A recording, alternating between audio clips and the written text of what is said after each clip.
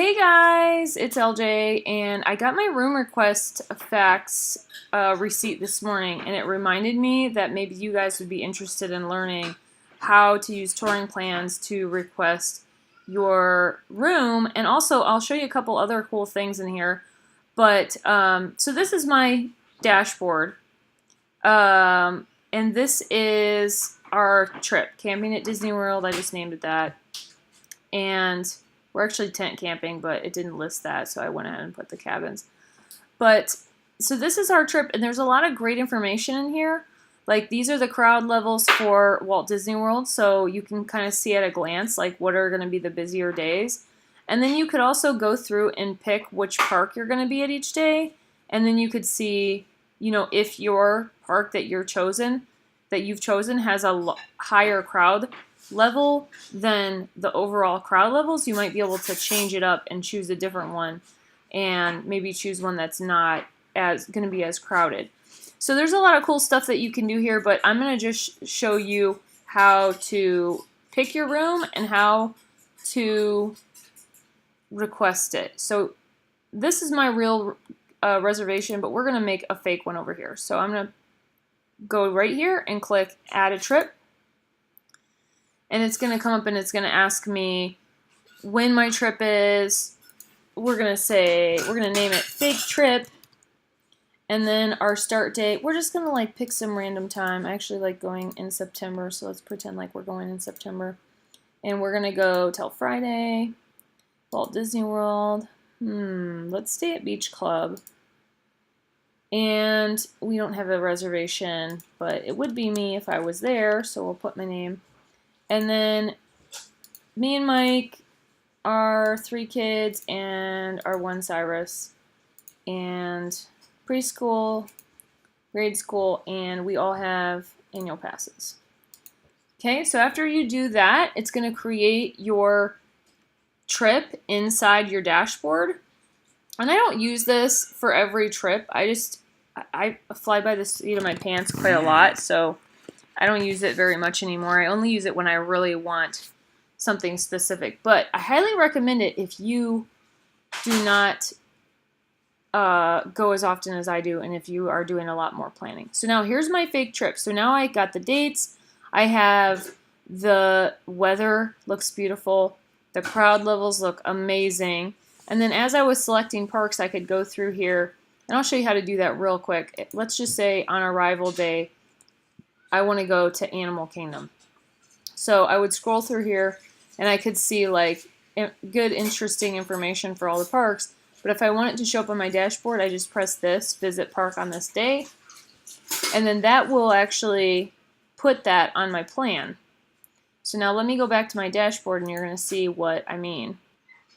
See, oh, whoops, that's my camping trip. Let me go to my fake trip. It's defaulting to my soonest trip. So now that I've chosen Animal Kingdom for that day, it's going ahead and telling me that that's a 4. So then I could compare the 4 to the 5 and be like, okay, well, I'm going to a park that has a lower crowd level than the average crowd level, so I must have picked a good one. Okay, so then you could do that with the rest of your days and kind of figure out your days that way. But let's go on and do what we're going to do in this video, which is request a room. So you're going to click this button right here, request room. And this is going to take us over and show us the entire resort. Okay, and with Beach Club, there's only one building. If we were looking at another resort that had multiple buildings, it would show us all the buildings and would show us like what buildings face what direction, all this fun stuff. Okay, so let me go over and let's say, you know, Beach Club is not the best one for me to show you on. Let me go back. Let's pretend like we are switching resorts. So we're going to hit edit. Oh, darn it. We have to switch resorts. Let's go with the value because those are really fun. So let's look at All-Star Movies. Everything else is the same, but we're just picking All-Star Movies instead. So now we're going to go and hit request room so that I can show you some more interesting stuff. So see how it gives you all the buildings. And this gets really fun because you can be like, well, I paid for a standard 2 double bed room. So let's see which, with just that qualifier, let's see which buildings I might get. Okay, so the red or pink are the ones that I might get. I could try to request a move from standard to preferred. I'm not very likely to get that. But rooms in this corner of the building are not that far from this building. So I could just stay within my class and choose the best room or the closest room to whatever I want. And that's what I recommend that you would do. So people want different things. Like let's just say you want to be as close as you can to the lobby. Then you're going to pick something on this end or this end. Or if you want, a lot of times when I drive, I don't really care how far I am from the lobby because I'm going to drive to the lobby anyway. I just want to make sure that I'm close to parking. So I would want to be at this tail end of this building. Or maybe, no, I would definitely want to be here because there's like big parking lots both sides. So I would know I would be able to get a spot close to the building. So depending on what you want to do, you just kind of look at the map and make that determination. Let's pretend like I want to be as close as possible to the lobby.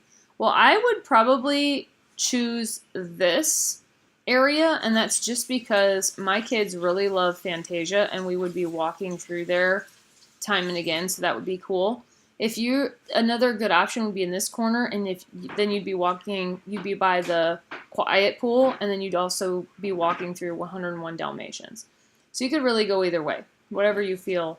You could also pick here, and it's probably just as close. So let's just say I decided I want to be in the Herbie building number 7. So when I click the building, it's going to zoom it, and it's going to show you where all the buildings are. And I actually kind of have a hard time with this because I was looking at it in one direction from the map.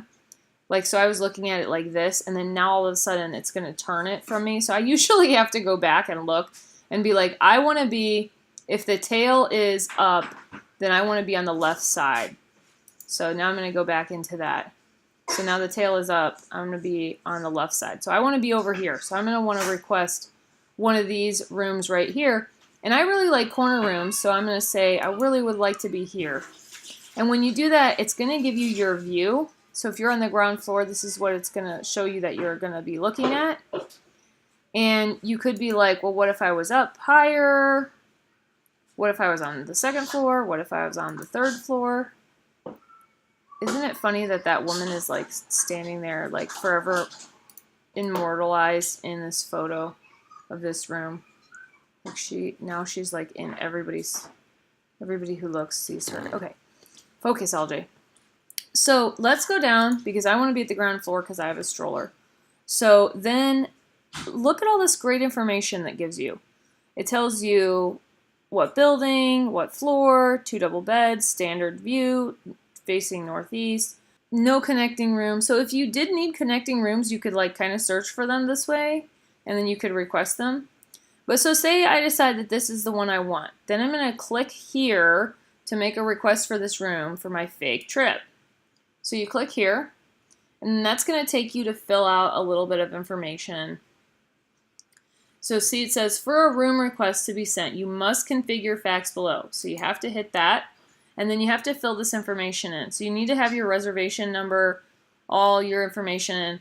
And then you can change this as you like. So you can they like to give several rooms so that you have a better chance of getting the one that you want.